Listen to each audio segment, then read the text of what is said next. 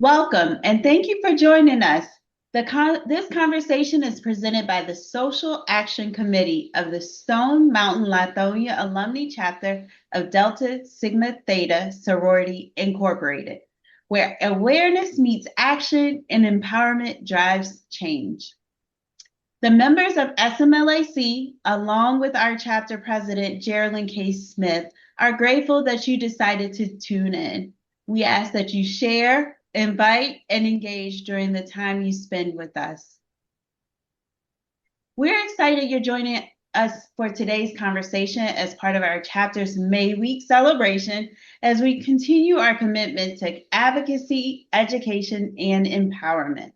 Our goal is to create meaningful dialogue to get you, our community, primary ready. Today's discussion is titled, Are You Primary Ready? Preparing for the 2026 Georgia primary. We're focusing on what truly means to be ready to understand what's on your ballot, ready to make informed decisions, and ready to take action during this critical election season. With early voting beginning April 27th, it already began, and running through May 15th and Election Day on May 19th, now is the time to get informed and get prepared. I'll be facilitating today's discussion as the Social Action Co-Chair. My name is Tana Johnson, and I am excited to guide us through the important and timely conversation.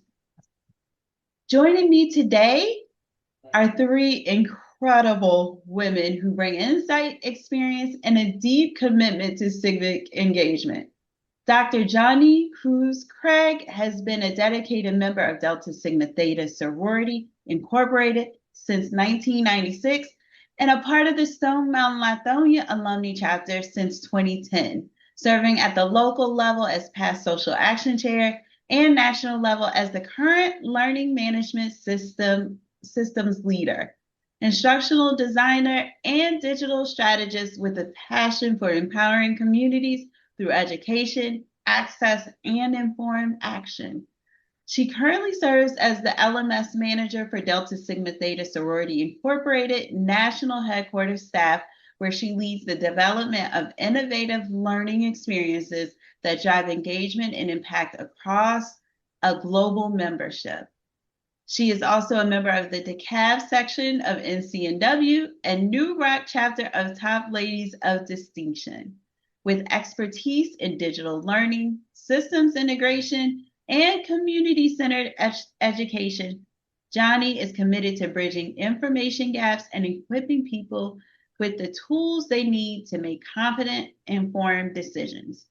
Her work sits at the intersection of technology, civic awareness, and empowerment, ensuring that knowledge doesn't just exist, but moves people to act. Hi, Sora Johnny. Sora Dion has been a dedicated member, Sora Dion Simmons has been a dedicated member of Delta Sigma Theta Sorority Incorporated since 1990 and part of the Stone Mountain Lithonia Alumni Chapter since 2011, where she has served as the Social Action Committee co-chair, including 2023 to 2025, and currently as corresponding secretary. She is also an active member of the DeKalb NAACP and DeKalb NCNW and serves on the board of Jenny's Porch, supporting women of color through grief and healing. With a bachelor's and master's degrees in business administration, Sora Dion has built a career in training, development, and mentorship and currently operates a family-owned business. She has volunteered in her children's ministry for nearly 20 years and remains deeply committed to empowering young people and communities of color through service and leadership. Hi, Sora Dion. Good evening. Thank you. And Sora Denise Peterson. Sora Denise has been a dedicated member of Delta Sigma Theta Sorority Incorporated since 1983 and a part of Stone Mountain Lithonia Alumni Chapter since 1998, serving at the local, regional, and national levels. She has also contributed her time to organizations like the Junior League of Atlanta, the DeKalb NAACP, and DeKalb NCNW. A self-proclaimed political enthusiast, Sora Denise closely follows local, state, and national politics. She is a graduate of Clemson University and recently retired from the state of Georgia after a distinguished career. She is now pursuing entrepreneurial ventures, including portrait and event photography. A longtime DeKalb County resident since 1990, Sora Denise is deeply committed to community impact and empowering others. Hi, Sora Denise. Good evening. Thank you so much. I am looking forward to this powerful discussion with each of you. So we're going to start with, what does primary ready really mean? Sora Denise, let's start here. When we ask, are you primary ready? What does being primary ready actually mean for voters in our community? Well, first of all, we want our voters to understand exactly what a primary is. Primary is when there are multiple people perhaps running for the same position, affiliated with a specific party. And so the primary is when those people have the chance to talk about their own platforms, come together, and put themselves out forward for the community to decide who is the better candidate for them individually. And so that's the first thing. The second thing is you want to know what's on your ballot. So you, as the voter, you want to be prepared by figuring out who these candidates are and doing your research. You want to make sure you're prepared by checking your voter registration and making sure that even though the deadline has passed, making sure that you know where you're supposed to vote and your opportunities. So, and then the final thing I would say is making sure that you have your identification ready so that when you get to the polls, there are no challenges or issues. So those three things I think will make you primary ready. Thank you, Sora Denise. Sora Johnny, why is it especially important for voters not to skip the primary election? So let's be real. If you skip the primary, you're often skipping the most important part of the election. In Georgia, many races are effectively decided during the primary because of how districts are drawn. That means whoever wins the primary often runs unopposed or has a very strong advantage in November. So if you're waiting until the general election to get involved, you may have already missed your opportunity to influence who represents you. Now, and here's the part that we don't talk about enough. Voter turnout in primaries is significantly lower. Sometimes only 20 to 30% of eligible voters participate. Think about that for a minute. Only 20 to 30% of eligible voters participate in primaries. And as you hear more, you're going to see why that's a big problem. That means that your vote carries more weight in the primary than it does in the general election, which means the one that for most of our lives has been the most important to us, that every 4-year general election, we're learning now, but that's really not the one. It's the primaries every 2 years that really sets us up for where we're going. And I think we've missed that mark for so long.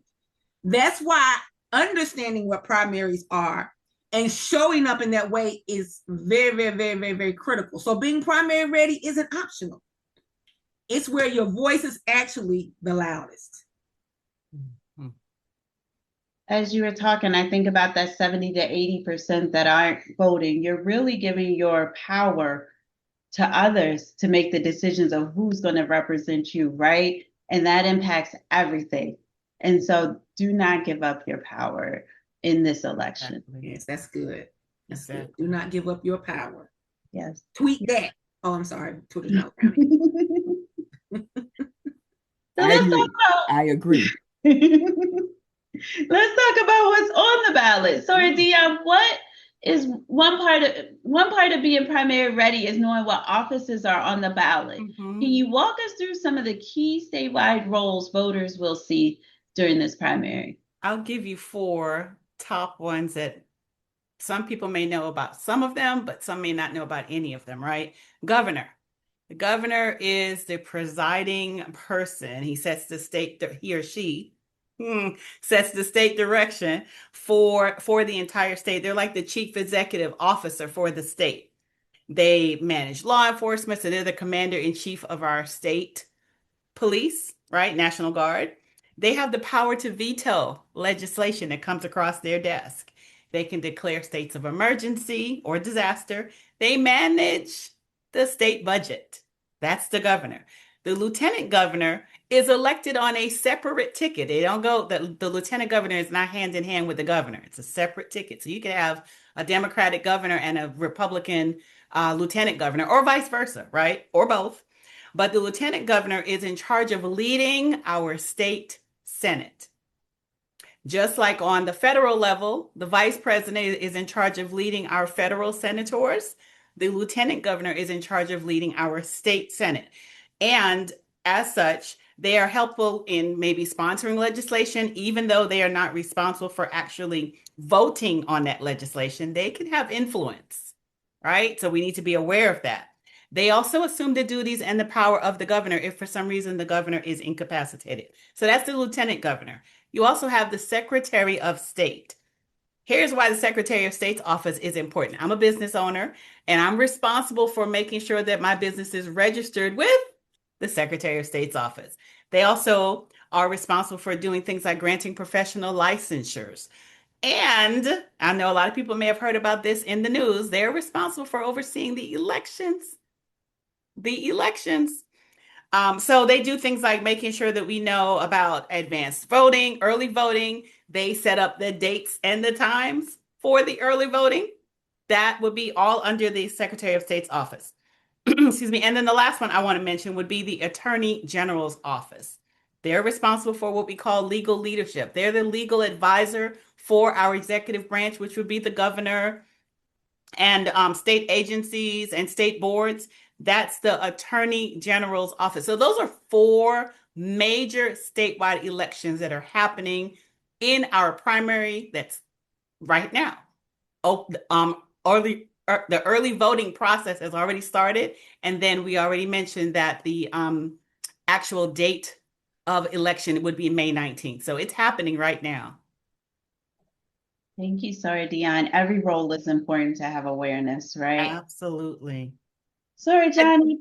Oh, go ahead. Sorry, I was just going to mention as well. I do want to mention there are some people that are running for office that are incumbents, and that's going to be down ballot as well, not just the 4 that I mentioned that are incumbents. You have the opportunity, voters, to look on the website of these incumbents and see what their platform is. You also can do the same thing with candidates that are running. Check their platforms and see what do they stand for? What are they running for? What are they upholding as the value that they're going to that they're promising that they're going to do when they're elected? And how does that align with your personal value? You have the opportunity to do that now to get primary ready as well.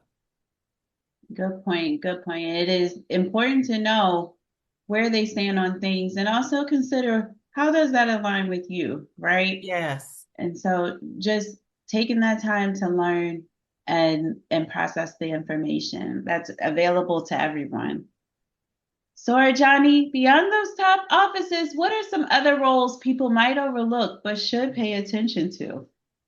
Well, first, thank you to Sarah Dion for that rundown of those top offices. That was really good, and I think it was very helpful. But we still have some overlooked roles, right? So let's talk about that a little deeper. Some of the most impactful positions on your ballot are the ones people tend to scroll past. Think about it. You're going into that little booth, you look at that ballot, and all you've heard about was those top ones, those names, and sometimes not even all of them. And you get down to all of this other stuff, and you just scroll and just click, scroll and click. Don't know, uninformed. So it's important that we understand what's on the ballot. So some of those overlooked roles are like the commissioners of labor, insurance and agriculture. They directly affect job protections, healthcare costs, food safety, and even gas prices. Yeah, gas prices are up now, but I bet you it's a dual variable in there somewhere because these roles also play a part in that. The Public Service Commission regulates utilities. So when we're talking about rising electricity bills in Georgia, that's directly tied to the decisions made by people in those seats. So we can't just scroll by these overlooked roles, because these are, listen to this. The roles that we overlook are really the roles that oversee our lives. Yes. Think about that. So we can't overlook these roles, because this is what really affects our day-to-day living, our budgets, the money that we utilize from our employers and employment. Like sometimes, we look to the other end and it ain't right. Well, we got some say in some of those things, and we got to understand those roles. So the state school superintendent, that role shapes how education funding is distributed across districts, which directly impacts classroom resources, teacher support, and student outcomes. So when we say do your research, we're not just talking about the top of the ticket. We're talking about the positions that quietly shape your everyday life. Indeed. Everything really is political, whether you like it or not. Everything, and there are people in these roles impacting every aspect of your life, and so why not get engaged and informed on this information, right? So Denise, what's your advice for someone looking at a long ballot and feeling overwhelmed? I say, don't be overwhelmed. One, you've got time. You can get your sample ballot now. It's been available for a week or so. You can get your sample ballot now, and I do recommend that you get it.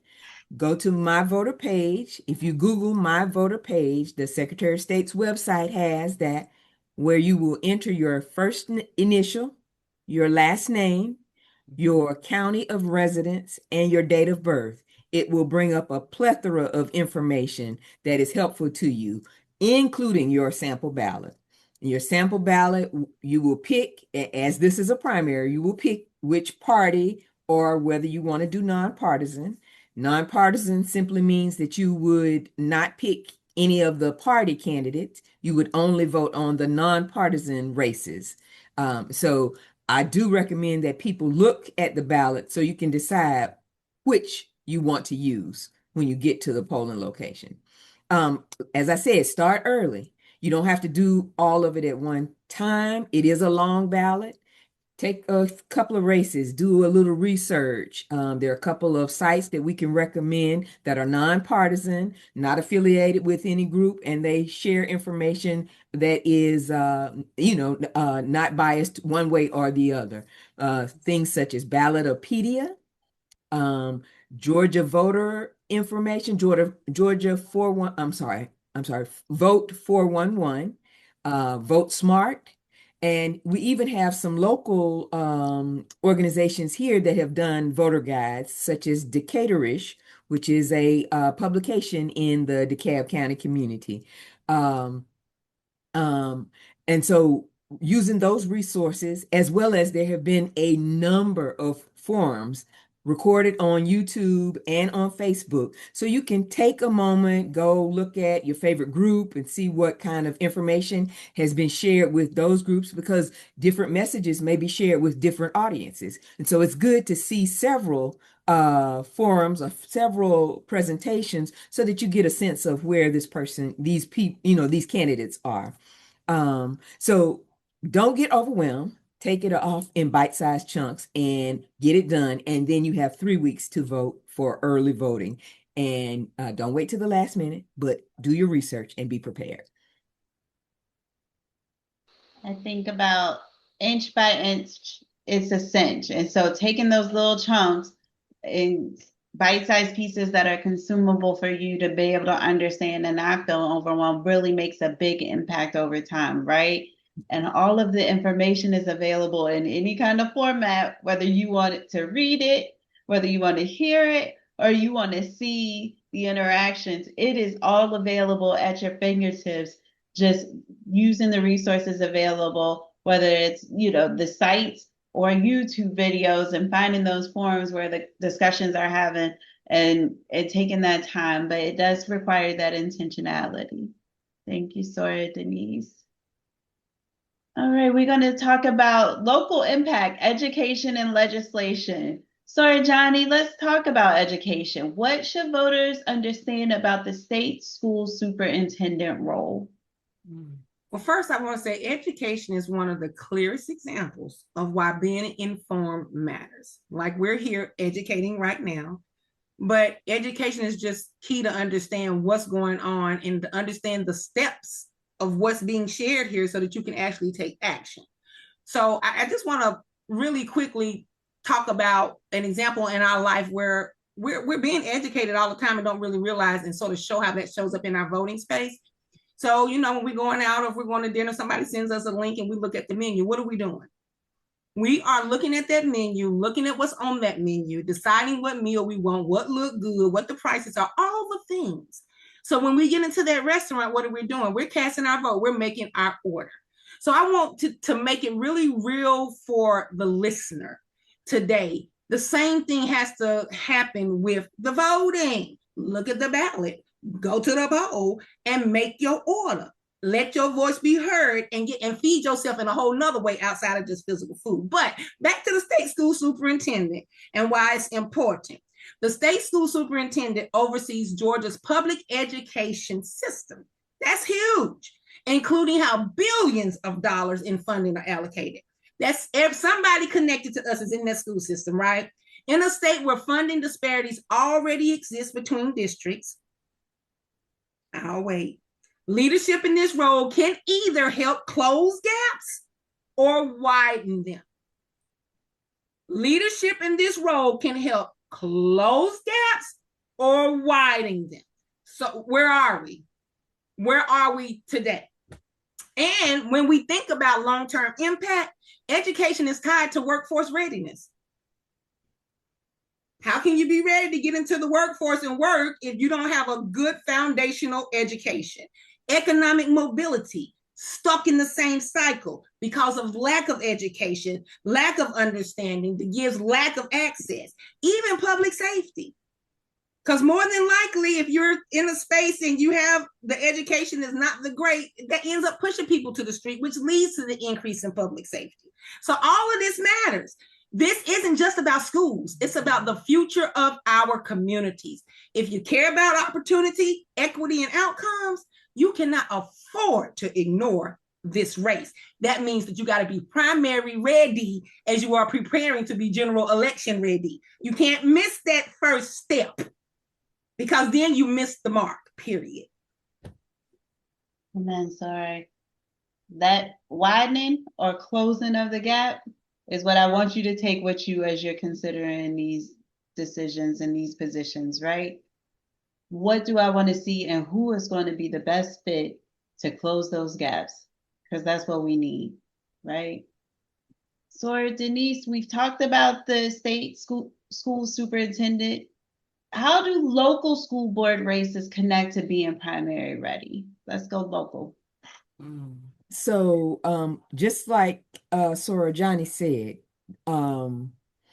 these are the people who are impacting your lives daily. I want to say that there's a phrase that I've heard used that you may not do politics, but politics will certainly do you.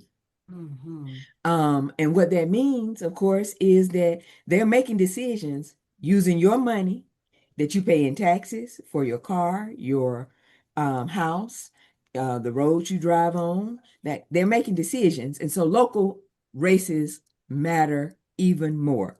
And you asked specifically about the school. As Sora Johnny said earlier, it's workforce readiness. We're talking about the lifeblood of our community, how the education we provide to youth in our community impacts the long-term viability of our community. What kind of jobs? Do they have jobs when they reach post-secondary work? What kind of options or opportunities are available for them, even if they leave to go away to school? Are they prepared? Do they want to come back? Is our community welcoming to them? Local boards of education have impact on all of those things. They impact on the value of your homes. We have concerns about whether schools are open in our community. That makes our home properties valuable. So local races, particularly local education races, have a significant impact. Again, the local races, they touch on the budgets of the community. They touch on your tax money. And it really is the lifeblood of your community. So you need to educate yourself so that you can hold those people accountable. I like it, Sorry, Denise. Thank you. Sorry, Dion, what about the Georgia General Assembly? Why is it critical for voters to know their district races? Yes. So when we talked earlier about the governor, lieutenant governor, those were examples of positions in the executive level of our government on the Georgia level, right? The state level. Our Georgia Assembly, General Assembly, would be your state House of Representatives and your state senators. So that's the legislative branch of our state government. So they're controlling or creating, state laws like we just talked a lot about education, transportation laws, voting laws. That's being created by our Georgia House of Assembly members. Again, your state senators and your state House of Representatives. They control the budget. They control our taxes, state taxes, right? They help to redraw district lines. Very important. I'm not sure if you all saw what happened in Virginia. If you didn't, look it up. And I'll leave it at that. And that was recent. That was just 2 nights ago, I believe. So their presence influences the balance of power in the assembly, one way or the other. They also do things like take care of infrastructure.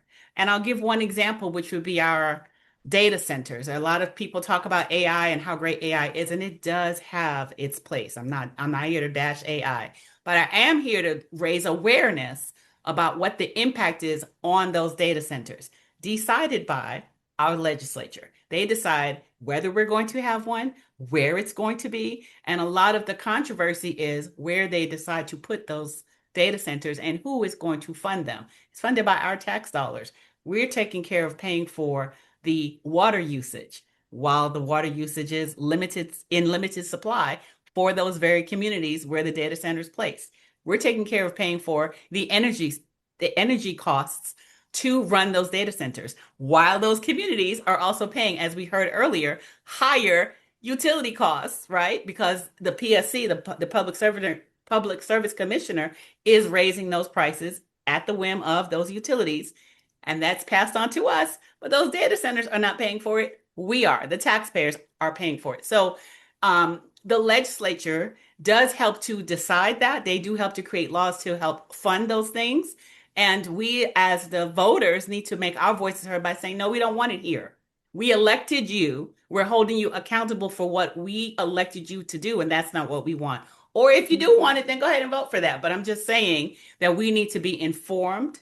We need to be aware. We need to make our voices heard. We need to go to things like town halls and speak up about what is in our best interest, and then hold our elected officials to what we feel is in our best interest. So thank you for asking that question, because I don't think a lot of people really pay attention to what that statement means. General Assembly, or even House of Representatives, or even state senator. And they do the same things on the state level that our senators and Congressional House of Representatives do on the federal level. They do the same thing, just again for the state of Georgia. Great points. I think about, they are employed by us. Yes. And so they are held accountable by us. And it is our responsibility to speak up, be present, and let them know how we feel about things. And then also using our power through voting when maybe they're not meeting expectations, right? We hire them when we vote for them, and we fire them when we don't vote for them. Yes. People need to remember that. We can hire and fire with our vote. Yes. Yeah. Also, as a personal note, I'm from Virginia, so any mention of Virginia got my face lit up. So I don't know if you noticed that, but yes.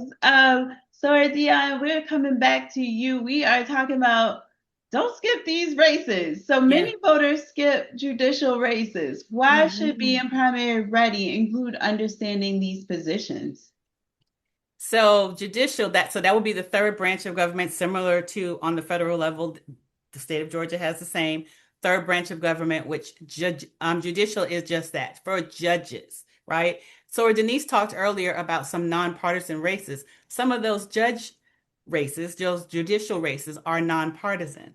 And then some of them are partisan. Mostly on the very local level, they're partisan. But what judges do is they interpret the law and then help to make sure it's applied based on their interpretation. Let that sink in for a second. They interpret the Georgia law and make sure that it's applied based on interpretation. They decide major cases. So they preside over criminal and civil cases. And you think, well, I'm not, have not been arrested, don't know anybody that's been arrested. But if you've had a divorce, dealing with a divorce, dealing with a custody case, if you are, again, I mentioned being a business owner, if you're dealing with a lawsuit of any kind, right? If you're dealing with contracts, property, all of those are things that affect your day-to-day living. Judges are who help to shape that for you or not for you. I will tell you about something, and I made sure to write it down so I wouldn't forget it. When I was looking at the candidates there's a lot of candidates, and so as Laura Denise mentioned earlier, take your time and just do your due diligence one bit at a time. When I was looking at the candidates, there was a candidate who mentioned, she's a judicial candidate, and she said that Georgia sides with big businesses over the people. This is her perspective, not mine. I'm just repeating what she said. And she said she's ready to change that. She wants to make sure that the courts represent the people, not the powerful.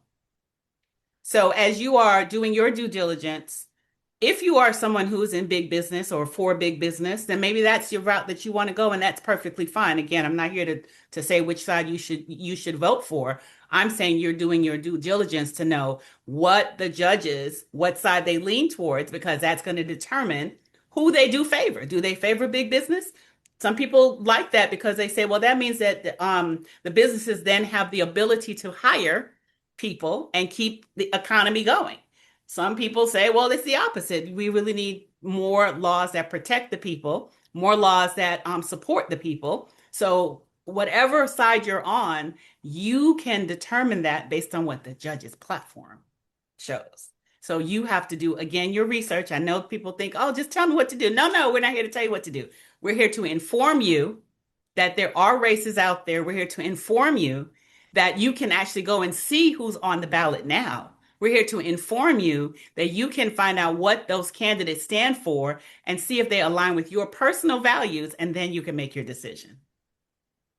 Thank you, Sora Dion. We never know how life will life, right? Indeed. And you don't want to be adding to the whole, whatever the situation is, trying to figure out, do I have the right judge in that position? Voting now and having that power now helps for however life will go to, at least have that piece kind of considered of, okay, I'm familiar with what this judge has historically decided, and, having that peace of mind by having that power now, right? Yes. And so it is important to keep that in perspective as you vote. And that's not always a negative thing. I'll use a personal example. My youngest son is adopted.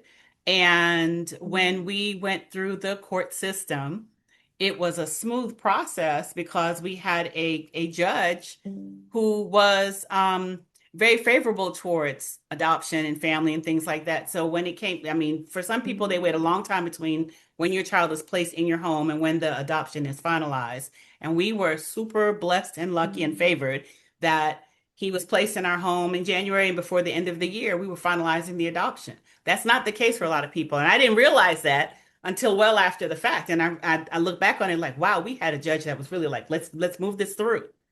So I just wanted to point out that even though we're pointing out some things for people to be aware of, it's not always, on the challenging side. Sometimes it's on the beneficial side as well. And if I can jump in there, I'm so glad that you shared that. And I think it's so important for the listener too, because when you're talking about judges, right? And you're talking about those that are, calling cases and then moving on cases and all that, we really need to think about our lives even the more. Yeah. Like, and even a bigger, longer look. Because like when I heard you say that, it took me to, you know what?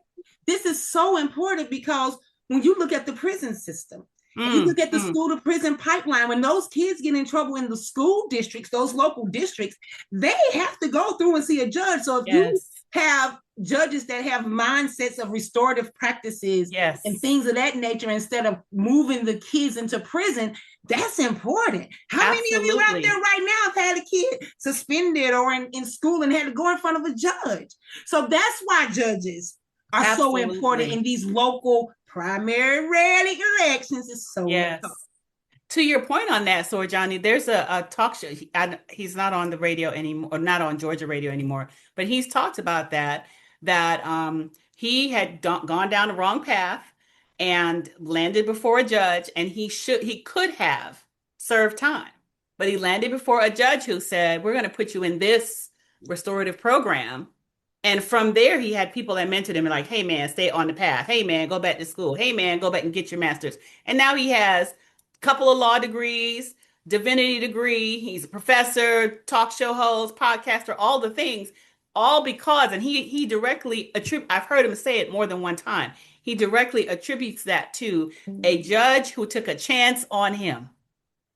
And I will also interject as a woman's organization, Delta Sigma Theta, and in light of some of the recent tragedies that have been a part of the news cycle across the country, where women have lost their lives at the hands of their intimate partners. We want to also look to see who is working on law or cases that support women empowerment and women's safety. It should not be automatic that because of the way law is structured, you have a greater risk once you decide to make different lifestyle decisions.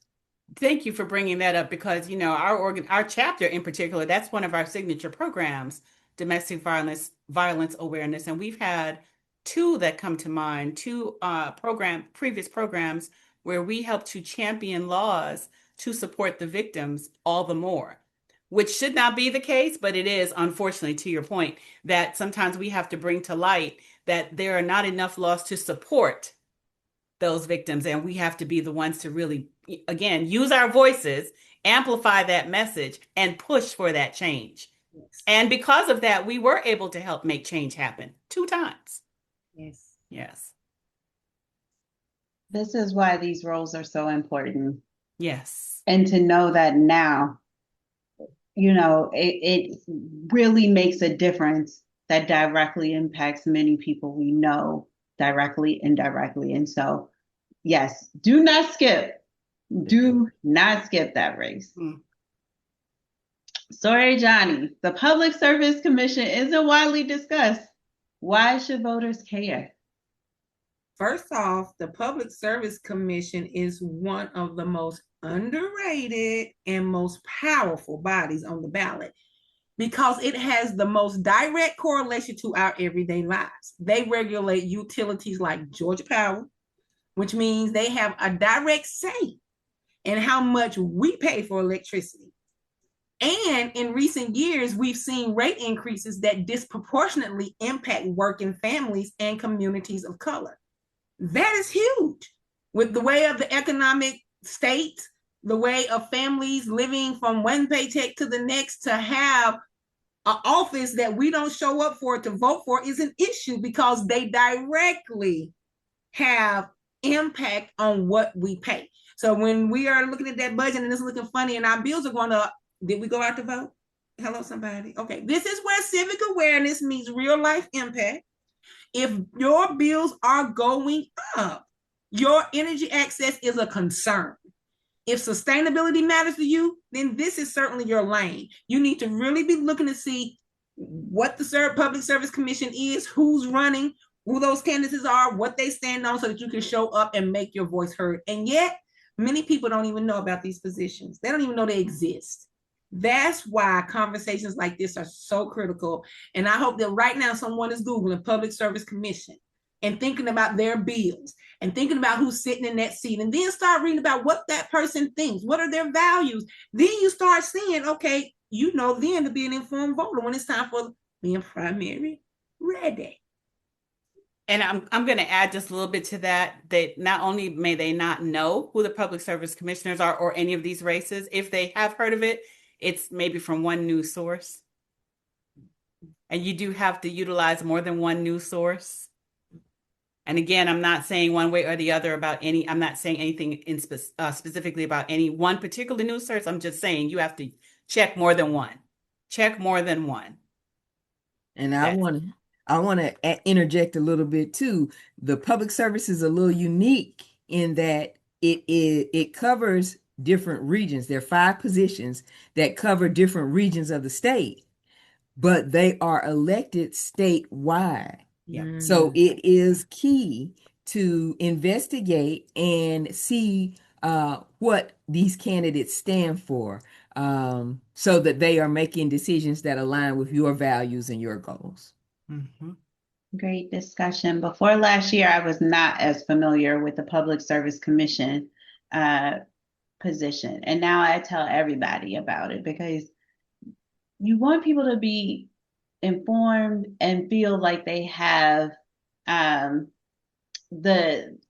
ability to influence, right? Yes. Knowing some of that is knowing, because if you don't know where to even start with your complaint or your, where to direct your concerns, you can feel helpless, right? And so our intent is to empower and to inform and to also encourage you to act. So Public Service Commission, another one not to skip and to really be aware of, right? And so let's break it down into how to get primary ready. Sorry, Denise, let's make this practical. What are 3 things people should do this week to get primary ready?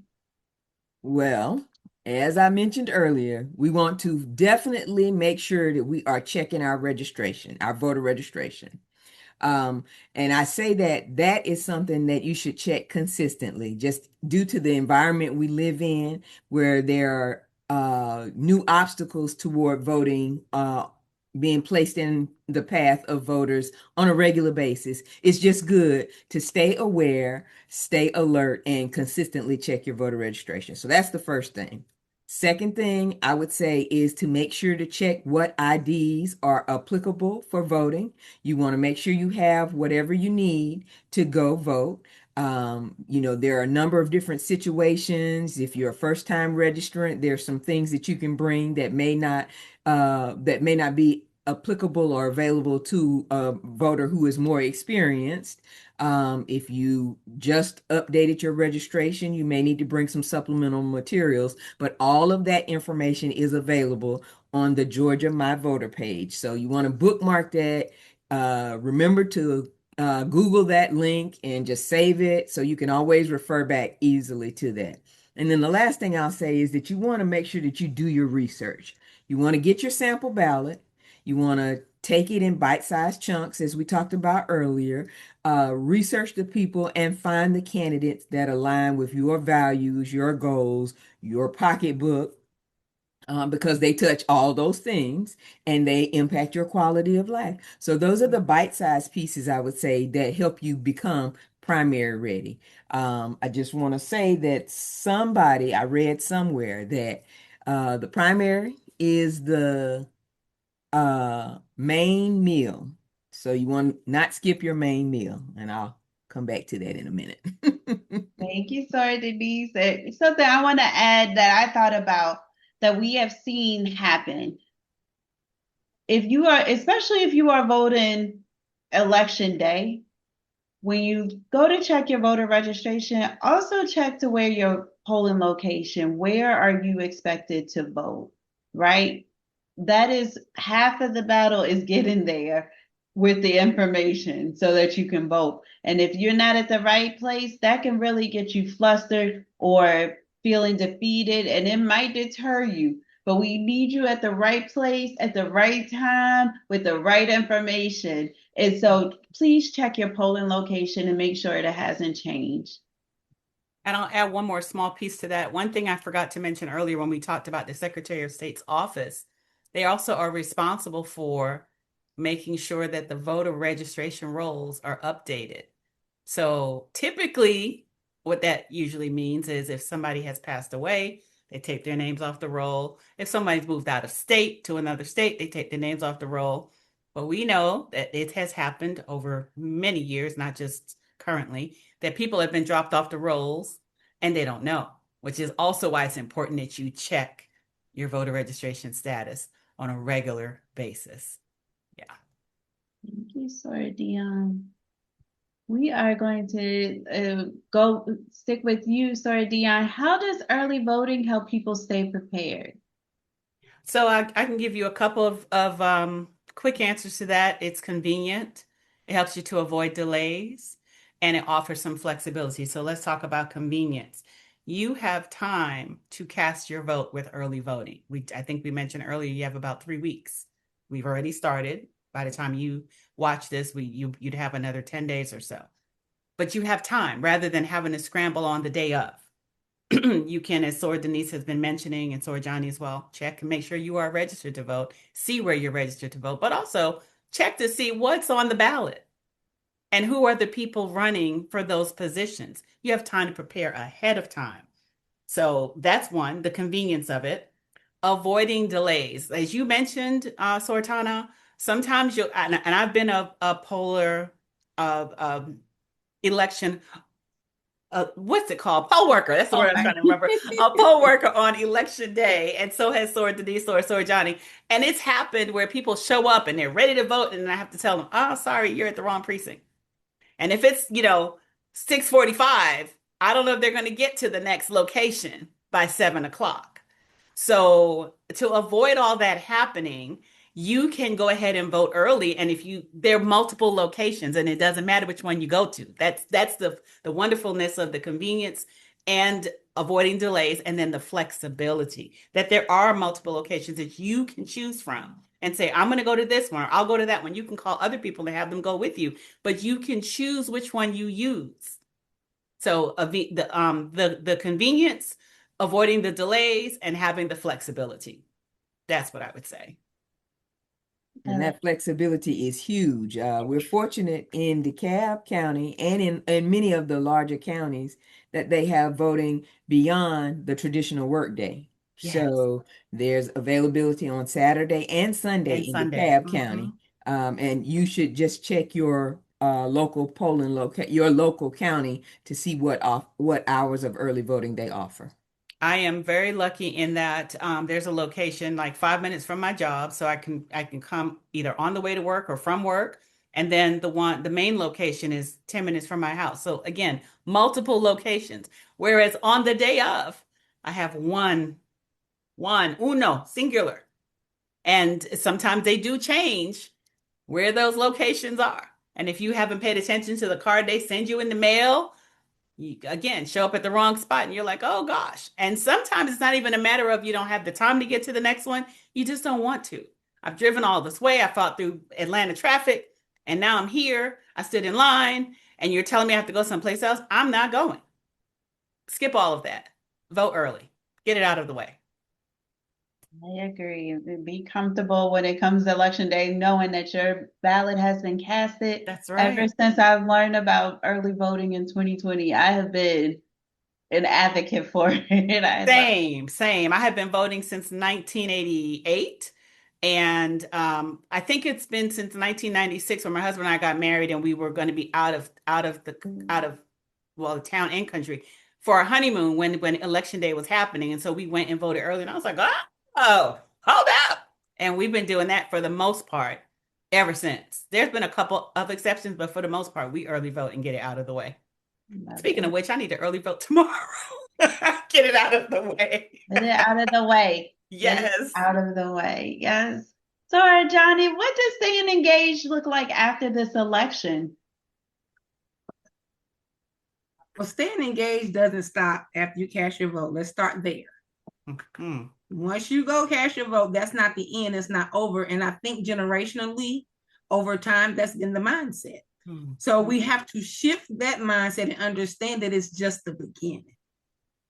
So when you cast the vote, that's when you start doing all of the follow-up things and the continuing the research and understand, but more so know who you voted for because you did your research and you're an informed voter, but also follow up to see who won, what they are then implementing or doing if they said they were going to run on certain things in their campaign, especially if it's the one that you voted for, because that further gets you involved.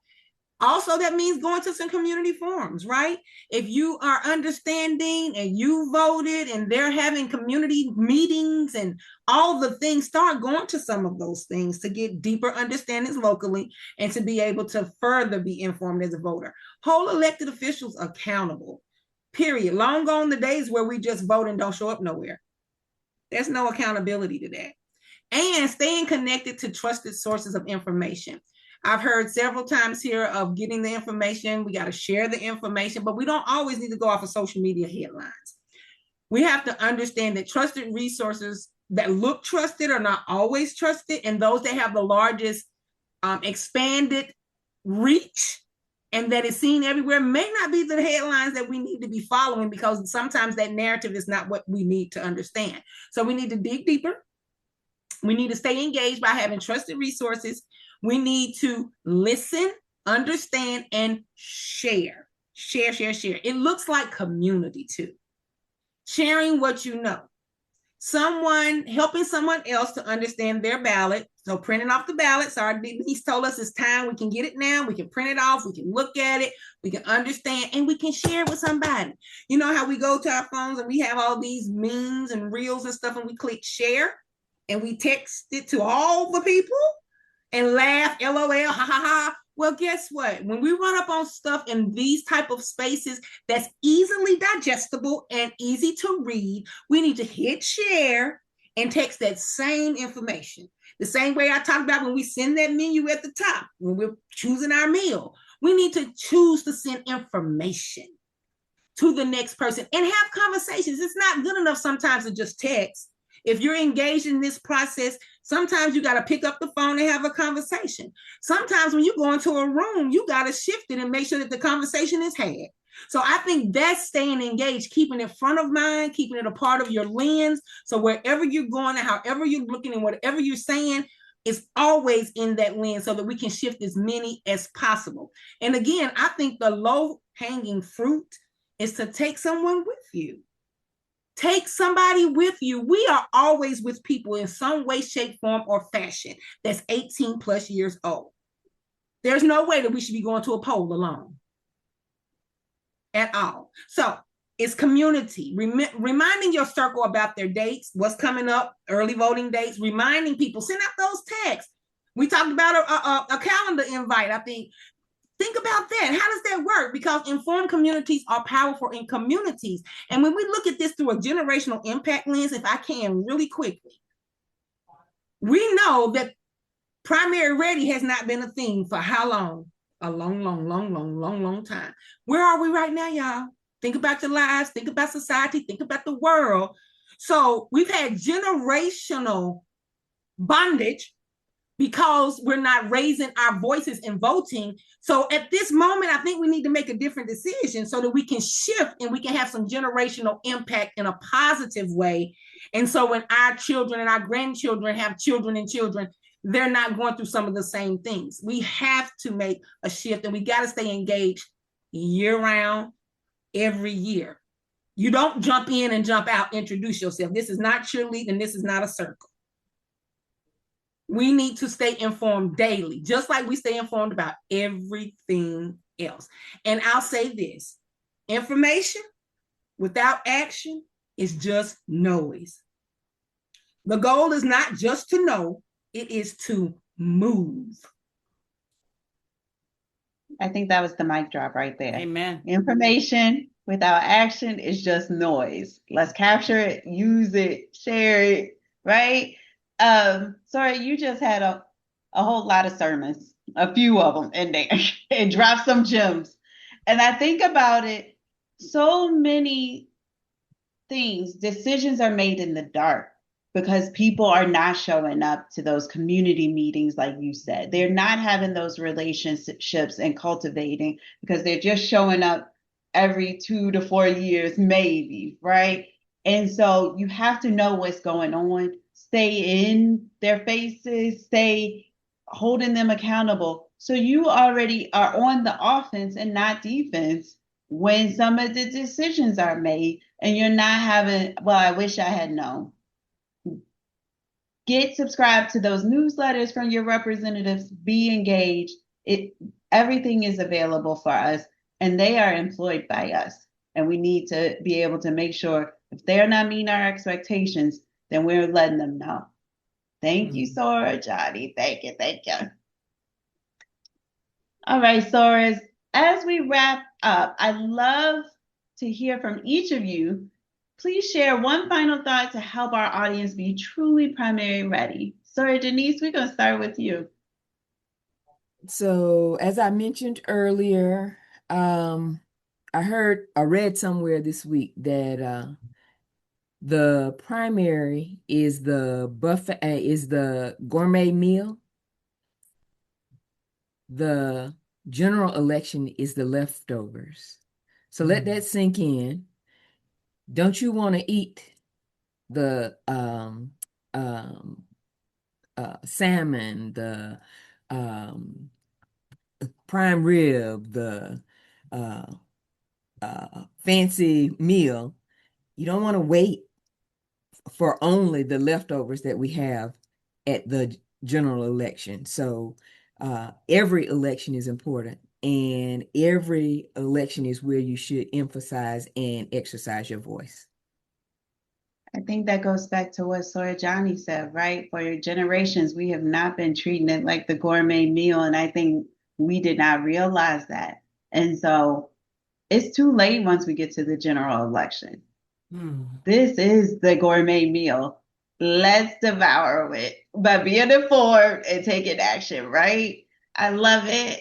Sorry, Dion, what do you have to share with our audience? Well, exactly what you said, taking action. Make a plan and commit to voting. So many people say, I'm registered to vote. I'm registered to vote. That's great. But it means nothing if you don't actually go out and vote.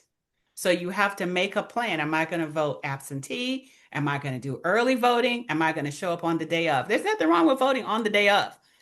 I would prefer to vote early and get it out of the way. But if you want to wait until the day of, that's great. Make a plan. Am I going to go early when the polls open at 7? Am I going to go after work and stand in line with, till the polls close at 7? Whatever you decide to do, make a plan and actually go vote. Commit to voting.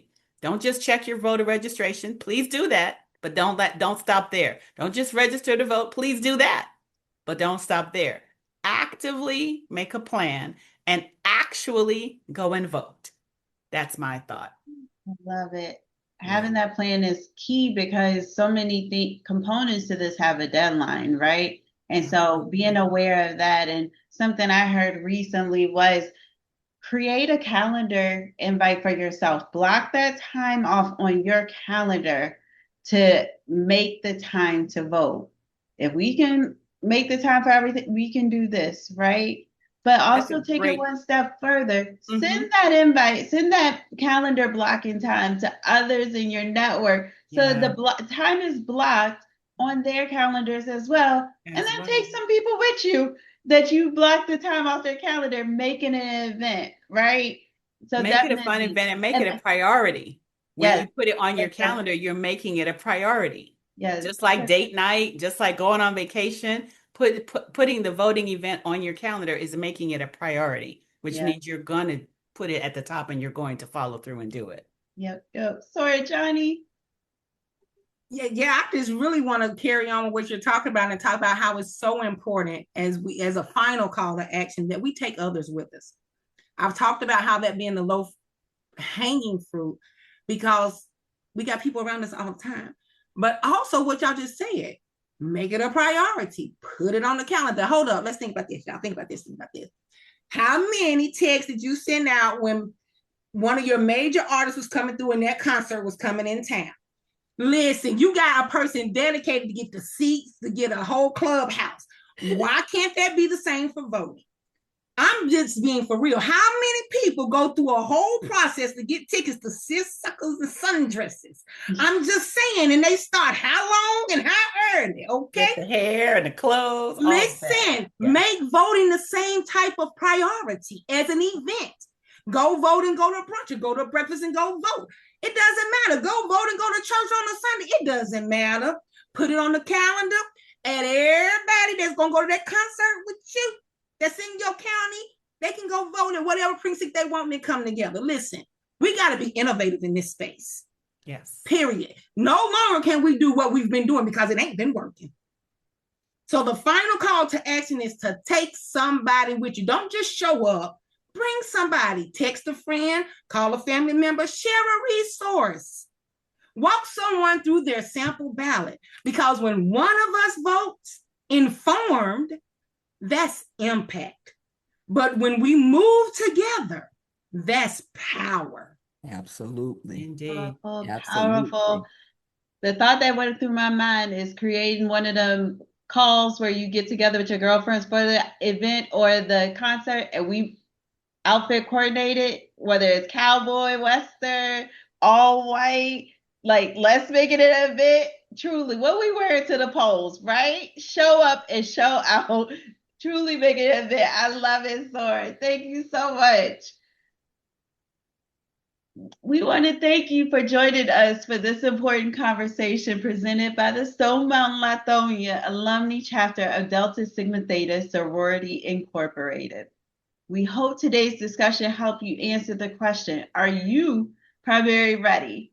As a reminder, early voting has already begun, and it goes through May 15th, and Election Day is May 19th. Now is the time to prepare, participate,